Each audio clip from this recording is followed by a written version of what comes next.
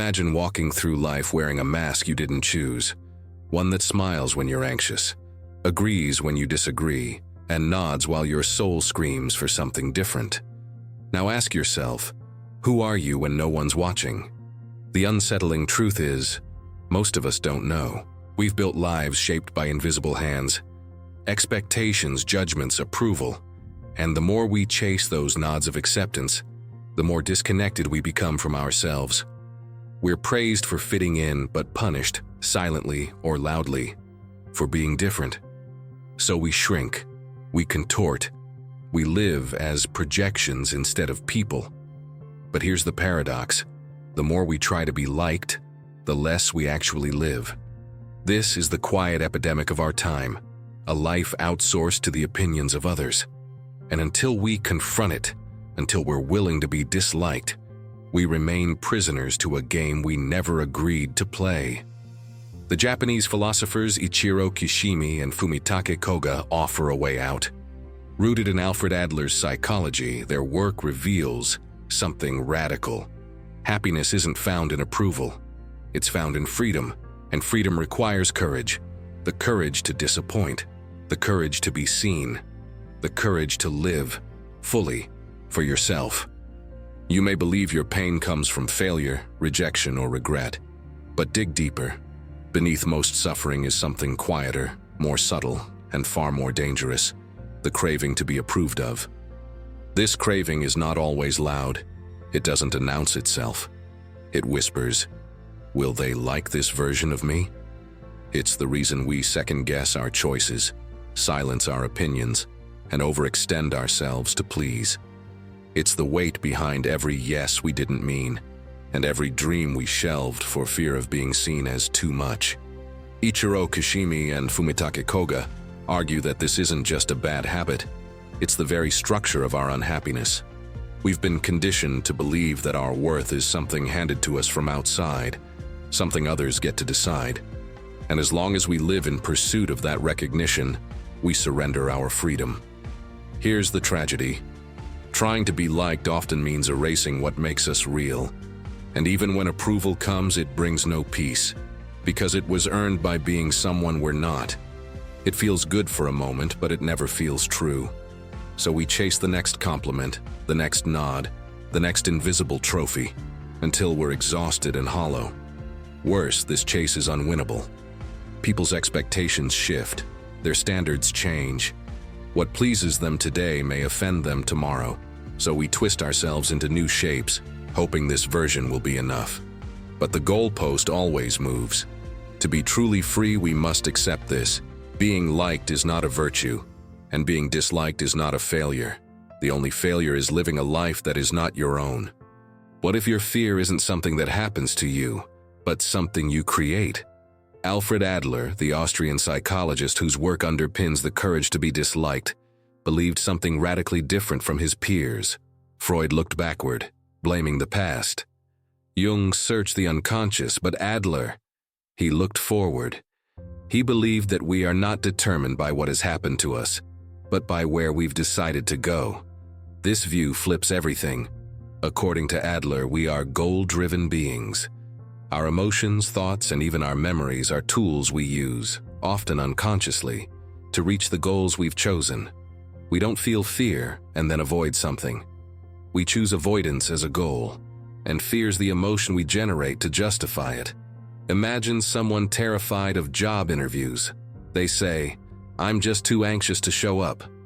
But Adler would argue, no, they don't want to risk failure. So they create anxiety, which offers a way out.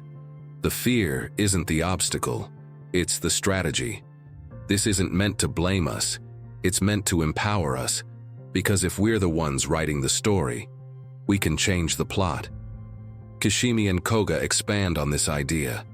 They say our lifestyle, the patterns of thought and emotion we live by, was something we chose, consciously or not. And we keep choosing it every day, because we believe it helps us survive, succeed, or stay safe.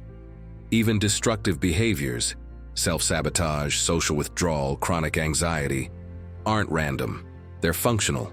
They serve a hidden goal. But here's the critical insight. If we can change the goal, we can change the entire system. And maybe the most important shift of all is the decision to stop living for others and begin living for ourselves. We've been told that we are the sum of what has happened to us, that trauma leaves a permanent mark, that failure defines our limits, that our childhoods script our futures. But what if none of that is true? Adler, and by extension Kishimi and Koga, reject the idea that the past determines who we are. They don't deny that pain exists, but they argue it doesn't decide your path. You do. This is not just theory, it's a rebellion. You are not broken because of what you went through. You are only stuck if you choose to stay there. The past is not a chain, it's a narrative. And you are the narrator. Kishimi and Koga write, "We do not suffer from the shock of our experiences, but instead, we make out of them whatever suits our purposes." In other words, it's not the trauma that shapes your life, it's the meaning you give it. Two people can live through the same wound. One becomes bitter, the other becomes wise. Why? Because they chose different goals. This perspective is liberating, but also terrifying. It means there are no excuses left, no story to hide behind, no past to blame. It means your life, from this moment on, is yours. The pain didn't write your script, it just gave you a blank page. What you write next, that's up to you. It sounds absurd at first. Why would anyone choose to be unhappy? But Adlerian psychology doesn't flinch at this question. Kishimi and Koga go further. They claim that some forms of unhappiness are intentional, not in a conscious manipulative way, but as a strategy, a way to cope, a way to avoid. Imagine someone who always seems miserable. They talk about how unfair life is, how no one understands them, how nothing ever works out. They aren't faking it. Their suffering is real. But underneath the pain is a goal, to avoid the vulnerability that comes with trying, risking, and possibly failing. If you aim for approval from others and you don't get it, that hurts. But if you convince yourself that you're fundamentally flawed, unworthy, unlovable, broken, then you never have to try again. That belief becomes a shield. It justifies giving up. This is the bitter paradox. By choosing unhappiness, we protect ourselves from the deeper pain of rejection. But the cost is staggering. You stop applying for the job. You stop showing up in relationships. You stop dreaming because dreaming means exposure. Hope becomes dangerous. And so you stay where it's safe, in the shadows of your own potential. Kishimi and Koga call this out for what it is, a life controlled by an impossible goal, the need to be liked by everyone. And when that goal fails, the fallback becomes even darker. If I can't be liked, maybe I'm simply not good enough. But neither is true. You are not failing. You are trapped in a system that was never meant to set you free. And the way out begins with letting go of the need to be approved at all. Approval doesn't just corrupt your relationship with yourself, it warps your connection to others. At first, it seems harmless. You want to be liked, to be seen as kind, generous, capable. But when your sense of worth is built on how others respond to you, every relationship becomes a performance. You do things not because they're true to you, but because they might win you praise. You give gifts, throw parties, stay silent in arguments, not out of love or authenticity, but in hopes of being appreciated, admired, recognized. And when that recognition doesn't come, you don't just feel hurt, you feel betrayed. Kishimi and Koga describe this as a transactional mindset. I did this for you. Now where is my reward? Relationships become deals, and people become mirrors reflecting back your value. If the mirror cracks, so does your sense of self. Worse still, this obsession with being liked turns life into a silent competition. Someone else's success begins to feel like your failure. Why? Because approval is limited. If they're admired, where does that leave you? So you start resenting their wins. You subtly root for their struggles. You lose the ability to celebrate others, and in doing so, lose the ability to connect. This is how the search for validation isolates us. It creates a world where love is earned, acceptance is conditional, and relationships are scoreboards. But love isn't meant to be a contest, and connection shouldn't be currency. Until we free ourselves from the need for approval, we'll never be able to show up in relationships honestly. We'll always be managing impressions instead of sharing souls. What are you worth when no one is clapping? It's a haunting question, because most of us have never had to answer it honestly. We've been conditioned to measure our value through external feedback, grades, compliments, likes, promotions, smiles of approval. But if every ounce of your self-worth depends on the echo of others, then what happens in the silence? Kishimi and Koga challenge us to step into that silence, to confront it, to live in it, and to eventually find peace there. Because in that stillness, something powerful begins to emerge. The realization that your worth does not need to be proven. It simply is. You are not valuable because of what you've achieved, how you look, or what others think of you. You are valuable because you exist, because your presence in its raw, unpolished form carries meaning. This isn't a feel-good slogan. It's a radical reorientation of how we see ourselves. When you stop performing for approval, you create space for self-acceptance. And in that space, you begin to trust yourself, not as someone who needs to be liked, but as someone who deserves to live freely. True confidence isn't loud. It's quiet. It comes from knowing who you are even when no one else is watching.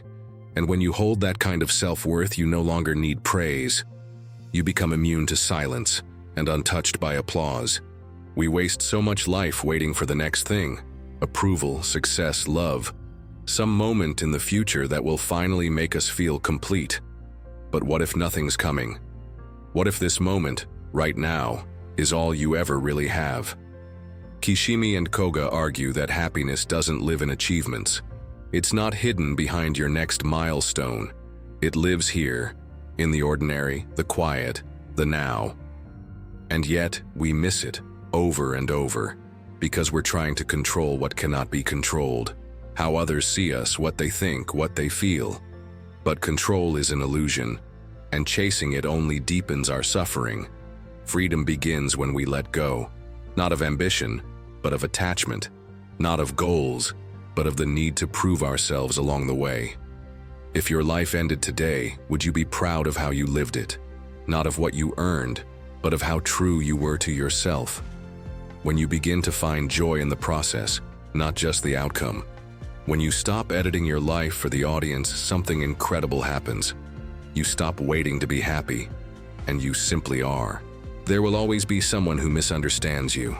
Someone who disapproves, or dismisses the life you choose.